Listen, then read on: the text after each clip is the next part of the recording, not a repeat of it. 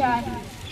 শ্রীমতী নামে সে দাসী, পূর্ণ শীতল শরীরে নাহিয়া পুষ্প প্রদীপ থালাই বাহিয়া রাজমহিষীর চরণে চাহিয়া নীরবে দাঁড়ালো আসি।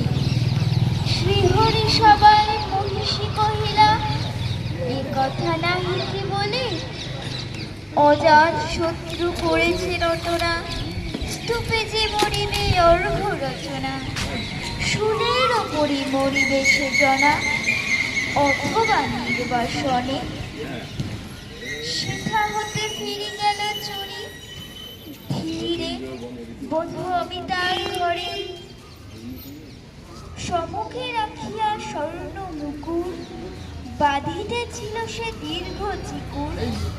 আঁকিতেছিল সে যত্নে সিঁদুর, সীমান্ত সীমা পরে। শ্রীমতীর হেরি পাখি গেল রেখা, কাঁপি গেল তার হাত। কহিল, অবোধ, কি সাহস বলে এনেছিস পূজা? এখনই যা চলে। কে কোথা দেখিবে, ঘটিবে তাহলে ভীষণ বিপদ পাত।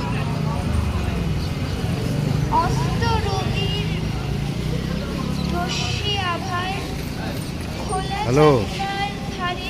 হ্যাঁ, আরে ফোন করেছিলাম তো, 4টেয় যাওয়ার কথা ছিল। হ্যাঁ, অন্য টোটো ভাড়া করে চলে গেছে। আমিও তো ছিলাম, ফোন করেছিলাম তো অনেকবার। হ্যাঁ, তারপরে তোমাকে খুঁজতে গেল, পেলো না।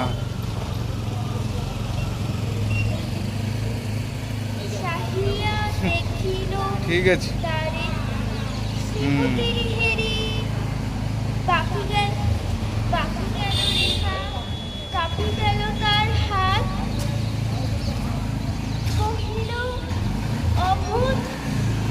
অবোধ, কি সাহস করে এনেছিস পূজা?